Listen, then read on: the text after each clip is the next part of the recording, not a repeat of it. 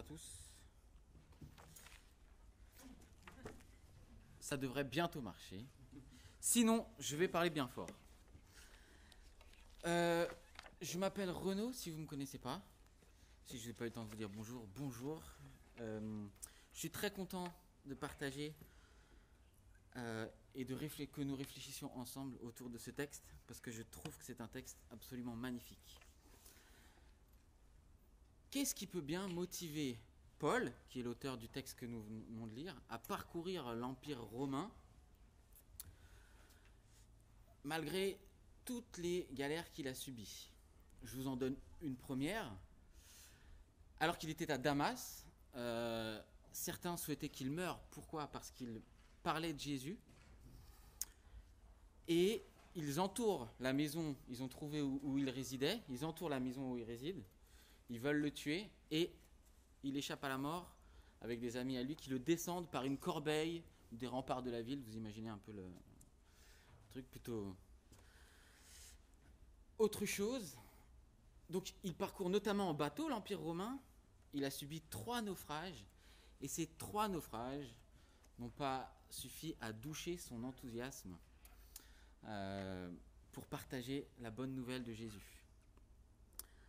Un dernier événement de sa vie, il a été lapidé, c'est-à-dire parce qu'il parle de Jésus, des opposants à lui jettent des pierres et le font tuer. Donc il pense qu'il est mort, ils le sortent de la ville, et grâce à Dieu, il n'est pas mort, il se relève et il continue encore à partager l'évangile. C'est impressionnant, mais on peut se demander du coup, qu'est-ce qui le motive à parcourir le monde comme ça? Quelles sont ses motivations? En ce moment, à l'Église des Ternes, on fait un programme qui s'appelle Disciples au carré. L'objectif, c'est de grandir en tant que disciple de Jésus et aussi de devenir un disciple qui fait des disciples. Qu'est-ce que ça signifie? Ça veut dire qu'on souhaite être des personnes qui invitent d'autres à se confier en Jésus. Je ne sais pas pour vous, mais moi, en tant que disciple de Jésus, je trouve que c'est difficile dans notre société de parler de Jésus. C'est vraiment pas évident. Alors, c'est sûr, il n'y a pas de gens qui nous jettent des pierres pour nous tuer à cause de ça. Merci Seigneur. Mais c'est pas non plus très facile. On peut assez vite nous taxer de prosélytisme. On peut assez vite se moquer plus ou moins gentiment de nous. Attends, tu crois en Dieu aujourd'hui, à notre époque? C'est pas possible. Et aussi, on vit dans un monde où finalement nos amis, nos collègues, nos voisins, nos cousins sont dans cette partie du globe pas mal en sécurité. On ne se demande pas ce qu'on va manger le soir, où est-ce qu'on va loger.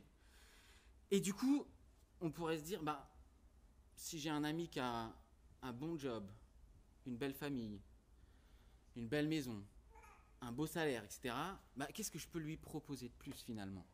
Il est bien dans sa vie. Et donc, face à ces difficultés, qu'est-ce qui peut nous pousser à partager l'évangile? Qu'est-ce qui peut faire qu'au final, malgré ces difficultés qui sont bien réelles, qu'est-ce qui peut me conduire à ne pas me taire, mais plutôt à oser parler et à dire l'espérance que j'ai en Jésus? Et donc ce que je nous propose de faire aujourd'hui, c'est de mettre dans la balance 2 choses. D'un côté, les difficultés qu'on a, et de l'autre côté, de mettre les motivations de Paul dans la balance. Est-ce que les motivations qu'on va voir un peu dans ce texte, est-ce que ça pèse? Est-ce que ça influe sur ce qu'on va faire? Et je vous propose donc de voir quelles sont les motivations de Paul dans le texte qu'on vient de lire.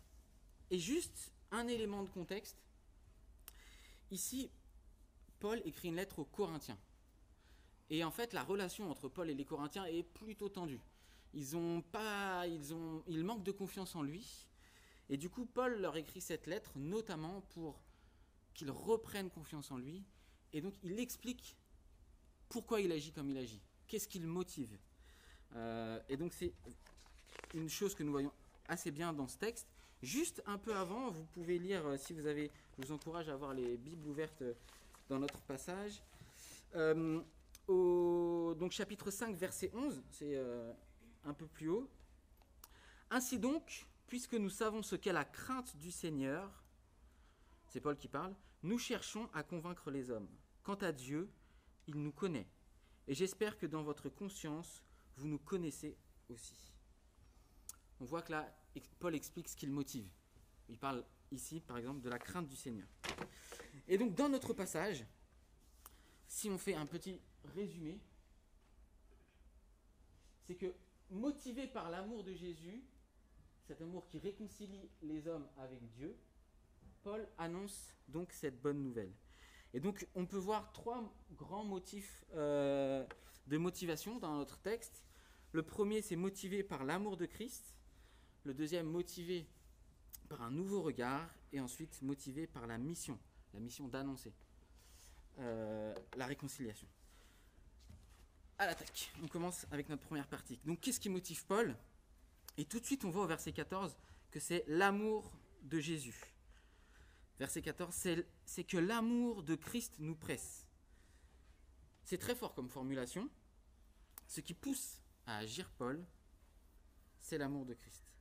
Et juste pour clarifier un peu les choses, on pourrait comprendre ça de deux façons. L'amour de Christ, ça peut être l'amour que Christ a pour nous, ou ça pourrait être l'amour que nous avons pour Christ. Et donc, si on continue à lire, on voit que c'est plutôt l'amour que Jésus a pour nous. On voit ça dans la suite du verset. Et donc, ce qui motive Paul, ce qui le presse, le pousse à l'action, c'est l'amour de Jésus pour nous. C'est là sa motivation principale. Paul est pleinement conscient de l'extraordinaire bonne nouvelle, on a parlé tout à l'heure du trésor, qu'est l'amour de Jésus pour lui. C'est ça qui le pousse, c'est ça qui le motive. On pourrait dire qu'il a une merveilleuse compréhension de ce qu'est l'évangile. Qu'est-ce que j'appelle l'évangile ?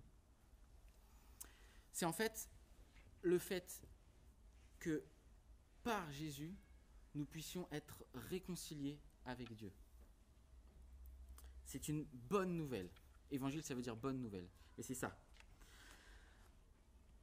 Et donc, j'aimerais dire que c'est pas seulement une question de sentiment ici pour Paul. C'est pas que seulement une question de ressentir l'amour que Jésus a pour lui, mais c'est plutôt une question de discernement, de comprendre ce qu'est l'amour de Jésus pour nous. Et donc c'est ce qu'il expose en fait dans tout notre texte. Paul explique ce qu'est l'amour de Jésus pour nous, et il explique aussi ce que produit l'amour de Christ. Et comme on l'a vu, c'est un trésor, c'est absolument merveilleux. On va un peu cheminer dans le texte et je vais faire quelques commentaires. Alors, pour commencer, Paul, il nous donne la meilleure nouvelle de toute l'histoire de l'humanité. Jésus, Dieu le Fils, nous aime. C'est une bonne nouvelle. Vraiment. Mais il enchaîne tout de suite, je lis le verset 14, c'est que l'amour de Christ nous presse parce que nous sommes convaincus que si un seul est mort pour tous, tous donc sont morts. Il enchaîne avec la plus mauvaise nouvelle qui soit, c'est-à-dire que tous, sans distinction d'âge, toute l'humanité, tous donc sont morts, sans distinction d'âge, de sexe, de culture. Qu'est-ce que Paul veut dire ? C'est que nous, les êtres humains, nous sommes créés par Dieu et pour être en relation avec lui. Et c'est ce qu'on a vu un peu avec notre temps de confession. Le problème, c'est que nous rejetons Dieu, nous ne respectons pas sa volonté. Et donc, pour nous, ça a deux conséquences. C'est que nous ne sommes plus en relation avec lui, on est en conflit avec lui, et que nous sommes condamnés à mort. Et donc, voilà ce que Paul dit quand il dit « tous donc sont morts ». Mais, un seul est mort pour tous, c'est ce qu'on voit aussi. Ici, Paul parle de Jésus à la croix.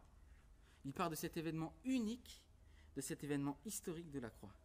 Je lis le verset 15. « Et s'il est mort pour tous, c'était afin que ceux qui vivent ne vivent plus pour eux-mêmes, mais pour celui qui est mort et ressuscité pour eux. Je ne sais pas si on réalise à quel point ce qu'évoque Paul là, c'est une vraie révolution.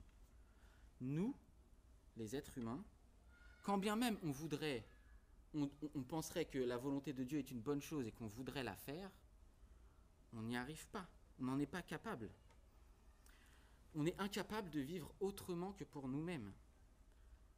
Nous sommes nos propres dieux, nous fondons nos propres convictions, nous discernons nous-mêmes ce qui est bien de ce qui est mal,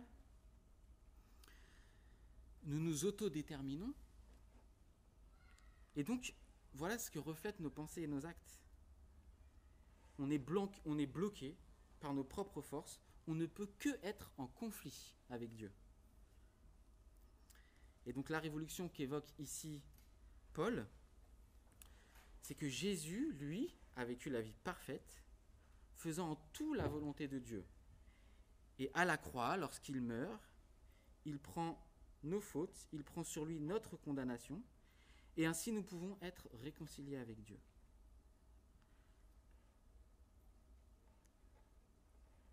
C'est ce que Paul explique en fait juste un peu après dans les versets 18 à 21.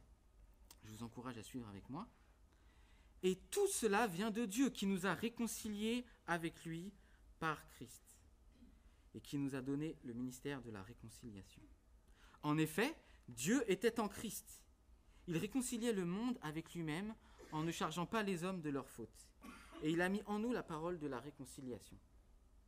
Nous sommes donc des ambassadeurs pour Christ, comme si Dieu adressait par nous son appel.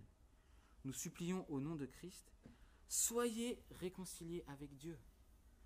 Celui qui n'a pas connu le péché, il l'a fait devenir péché pour nous, afin qu'en lui, nous devenions justice de Dieu. À la croix, Jésus prend nos fautes et nous donne sa justice. Nous pouvons ainsi être réconciliés avec Dieu. Nous pouvons ainsi de nouveau être en relation avec Dieu. Je relis le verset 21. Celui, donc Jésus, qui n'a pas connu le péché, ça c'est Dieu, donc Dieu l'a fait devenir péché pour nous, afin qu'en lui, nous devenions justice de Dieu. Voilà ce qu'est l'amour de Christ dont parle Paul au début de notre passage. Quelle merveilleuse et bonne nouvelle de pouvoir être réconcilié avec Dieu. Mais Paul ne s'arrête pas là. Quand vous êtes réconcilié avec quelqu'un, c'est pas seulement pour dire « Ok, on est quitte ». C'est pour que la relation se restaure, pour que de nouveau on prenne du temps ensemble. Et c'est ce qui se passe. Si vous vous réconciliez avec une... verset 17. Si quelqu'un est en Christ, autrement dit, si quelqu'un reconnaît ses fautes, croit que par l'œuvre de Jésus à la croix, il est réconcilié avec Dieu, alors il est une nouvelle créature. Ça veut dire que il a un nouveau statut. Il est juste devant Dieu, mais c'est pas tout. Il est aussi capable de vivre non plus seulement pour lui-même, mais pour Jésus. C'est ce que nous avons vu dans le verset 15. Et ce dont témoigne Paul au verset 16 et 17 démontre qu'il y a eu un réel changement en lui, que cette relation a créé du nouveau en lui. C'est pas que quelque chose de juridique. Je lis les versets 16 et 17. Ainsi désormais, nous ne percevons plus personne de manière humaine. Et si nous avons connu Christ de manière purement humaine, maintenant nous ne le connaissons plus ainsi. Si quelqu'un est en Christ, il est une nouvelle créature. Les choses anciennes sont passées. Voici toutes choses sont devenues nouvelles. Maintenant qu'il est en relation avec Dieu, Paul peut vivre autrement. Je dirais, il peut vivre vraiment. Parce qu'il est une nouvelle créature, il peut désormais voir Jésus avec un juste regard, éclairé par Dieu, mais il peut également voir les autres avec un autre regard. Il peut désormais avoir une juste compréhension du monde, parce qu'il est éclairé par Dieu. Et donc voilà ce que Paul discerne dans l'amour de Christ pour nous. Jésus se donne pour ses ennemis, que nous sommes, que nous étions. Jésus réconcilie avec Dieu. Et Jésus donne la vraie vie par une œuvre puissante de recréation vivifiante. Quel extraordinaire message! La bonne nouvelle de l'amour de Jésus pour nous, c'est un message pour tous et qui est parfaitement cohérent. Si Dieu est créateur, juste et bon, alors l'évangile est parfaitement cohérent. Ça marche parfaitement. Et du coup, on ne peut pas se moquer de notre message si on parle de l'évangile de cette façon-là. On ne peut pas dire bah, c'est n'importe quoi ce que tu racontes. Parce que c'est sûr que ça demande de la foi. Ça, c'est certain. Si on croit en Dieu, ça demande de la foi. Mais j'aimerais juste dire que les personnes qui ne sont pas d'accord avec nous, il faut aussi de la foi pour ne pas croire en Dieu. Parce que si c'est juste une question de raison, ne pas croire en Dieu, il me semble que Dieu n'existe pas, ça n'a pas été prouvé. Donc ça veut dire qu'on croit en Dieu ou qu'on croit que Dieu n'existe pas, on fait tous des présupposés. Il nous faut, à chacun, de chaque côté, il nous faut de la foi. Et donc dans notre foi, nous qui croyons que Dieu existe, l'évangile répond parfaitement au problème du péché, répond parfaitement à notre problème de l'injustice. Jésus, le juste, prend notre place.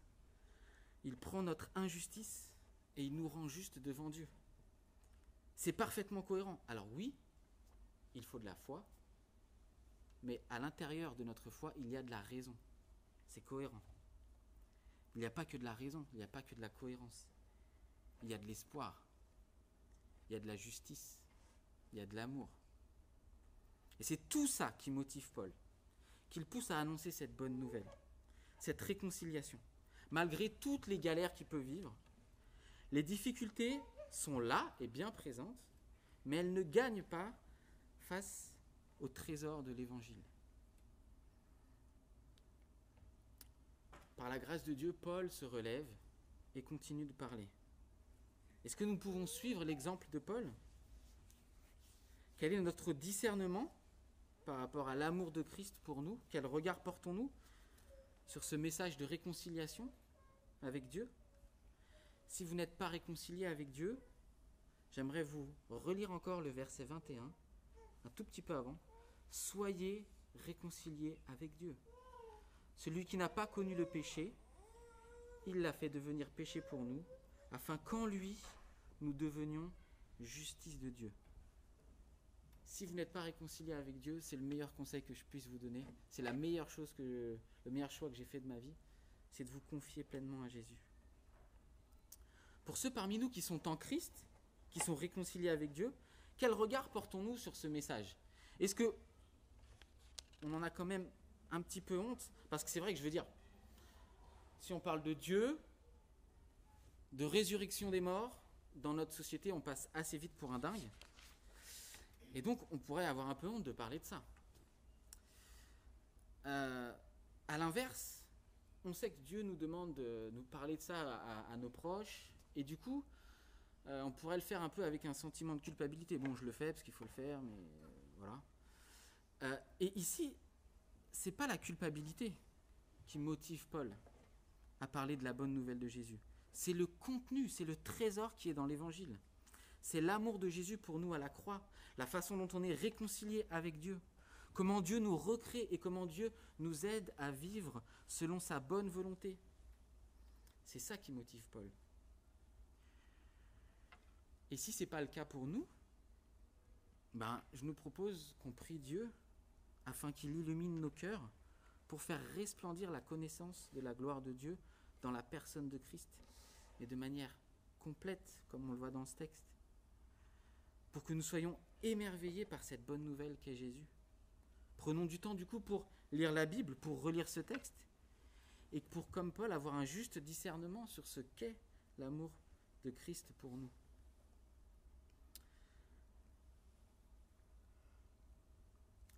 C'est parce qu'une nouvelle est merveilleuse qu'on a envie d'en parler. Si on prend la naissance d'un enfant, On se pose pas trop la question, est-ce que je vais en parler à mes amis?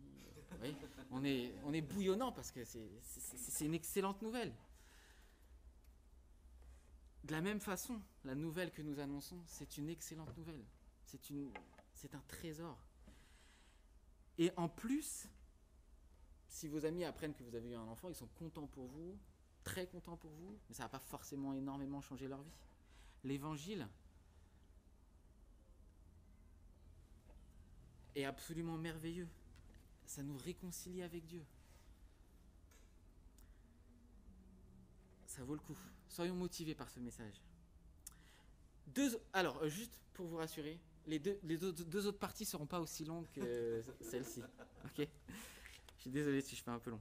Alors, il y a deux autres motifs qui vont motiver Paul à parler de l'évangile, de la bonne nouvelle de Jésus. Et donc, ces deux motifs, en fait, ils découlent justement de l'évangile lui-même, du premier.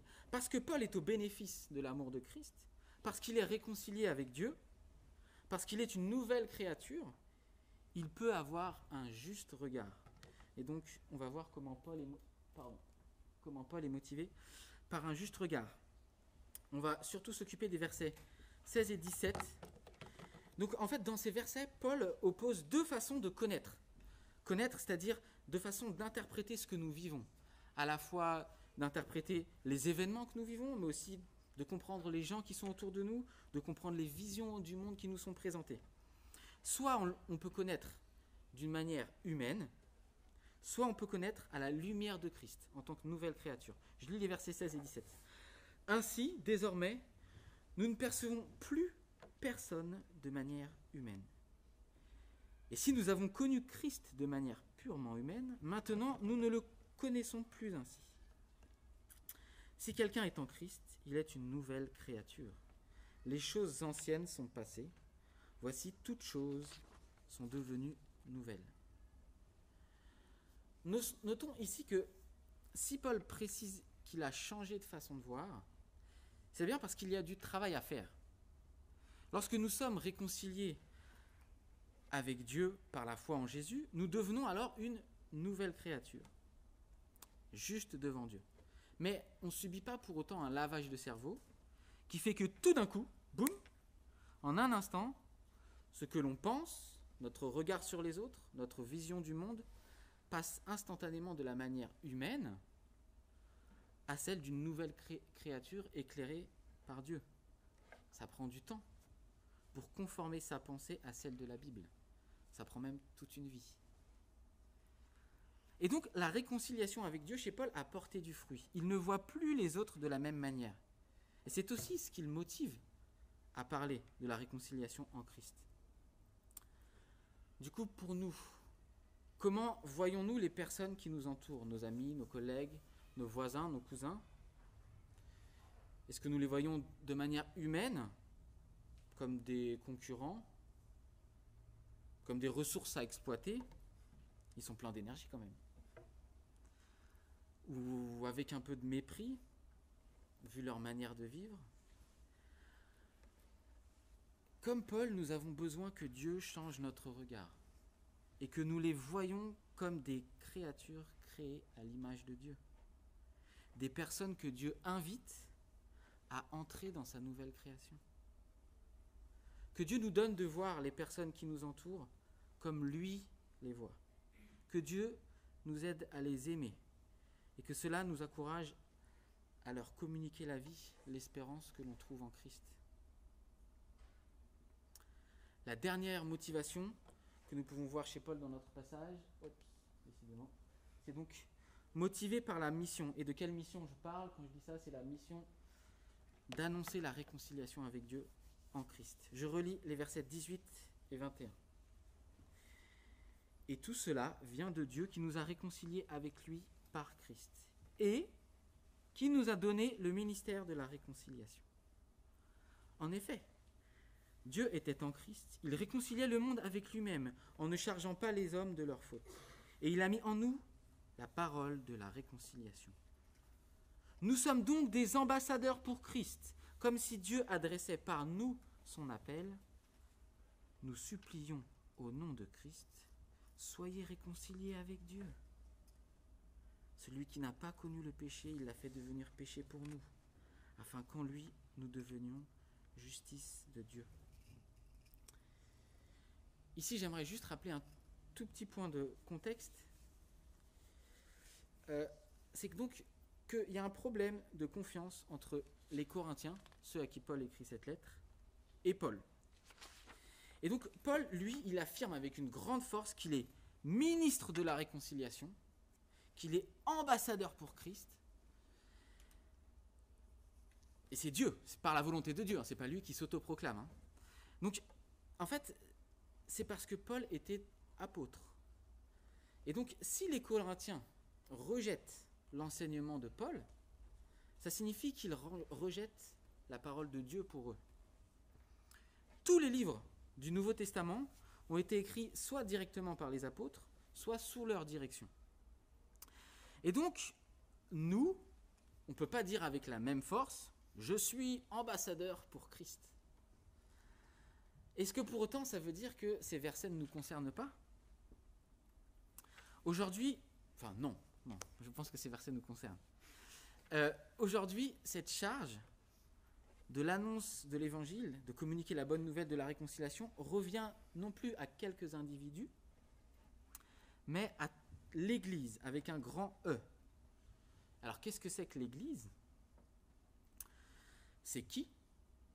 C'est toutes les personnes qui sont en Christ. Toutes les personnes qui sont réconciliées avec Dieu. Ça veut dire que aucun individu qui compose donc cette Église ne peut se dire « parler de Jésus à mes proches, ça ne me concerne pas, il y en a qui font quand même ça vachement mieux que moi. » À l'inverse, on ne peut pas dire qu'annoncer la réconciliation en Jésus est une mission réservée seulement à quelques personnes. En tant qu'Église, nous sommes tous concernés par le fait d'annoncer la bonne nouvelle de Jésus à nos proches. Alors, tout en disant cela, je relis le verset 18. « Et tout cela vient de Dieu, qui nous a réconciliés avec lui par Christ et qui nous a donné le ministère de la réconciliation. » Ça signifie que nous ne sommes pas plus, ni moins, mais pas plus, que des porte-paroles. C'est seulement Dieu qui réconcilie les hommes avec lui-même. C'est seulement Dieu qui convainc. C'est seulement Dieu qui peut amener une personne à comprendre et à accepter de donner sa vie à Jésus. J'aimerais faire une dernière remarque. C'est concernant justement la grandeur de ce salut, la grandeur et ce magnifique évangile. Ça doit nous amener à bien considérer la tâche glorieuse que nous avons, justement, de transmettre ce message. Qu'est-ce qu'on pense des médecins et des infirmières qui, en fin 2014, sont partis en Afrique de l'Ouest alors qu'il y avait une épidémie du virus Ebola? Moi, je trouve que c'est des personnes qui sont très courageuses, qui sont profondément honorables. Ce qu'ils ont fait, c'est vraiment, vraiment glorieux. Et si moi, j'étais parti là-bas, je pense que je mériterais, mais avec raison, je pense que je serais légitime pour avoir la médaille d'honneur pour acte de courage et de dévouement. Alors qu'en est-il de notre mission d'annoncer la bonne nouvelle de la réconciliation ? Contribuer à ce que nos amis passent, nos proches passent de la mort à la vie, qu'ils passent d'ennemis de Dieu, devant subir sa colère pour toujours, à réconcilier avec Dieu, qu'ils deviennent enfants de Dieu, qui vivront pour toute l'éternité en sa présence. Il me semble que c'est super glorieux, que c'est une grâce que Dieu nous fait.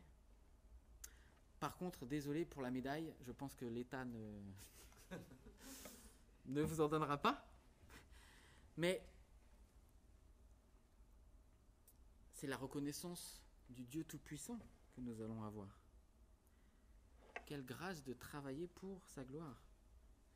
Dieu fait de nous ses collaborateurs pour transmettre son message de réconciliation.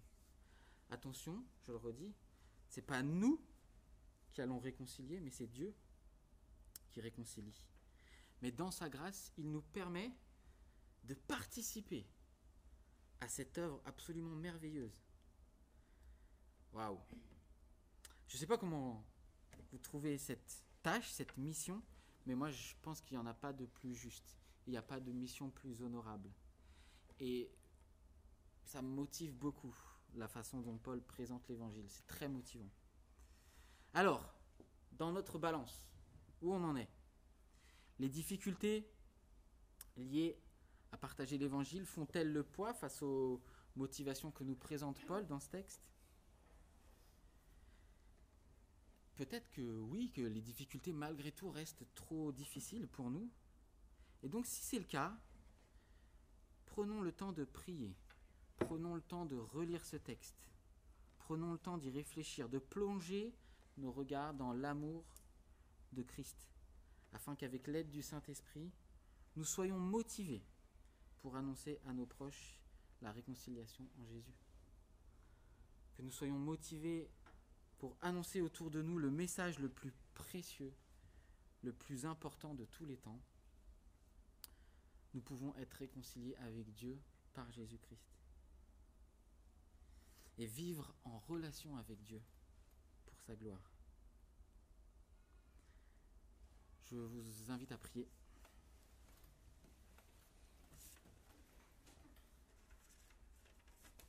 Père, merci pour ta parole. Merci pour ce texte tellement encourageant de Paul. Merci pour les motivations que tu as données à Paul pour partager la bonne nouvelle de la réconciliation par ton Fils Jésus. S'il te plaît, par ton esprit, viens à notre secours et à notre aide,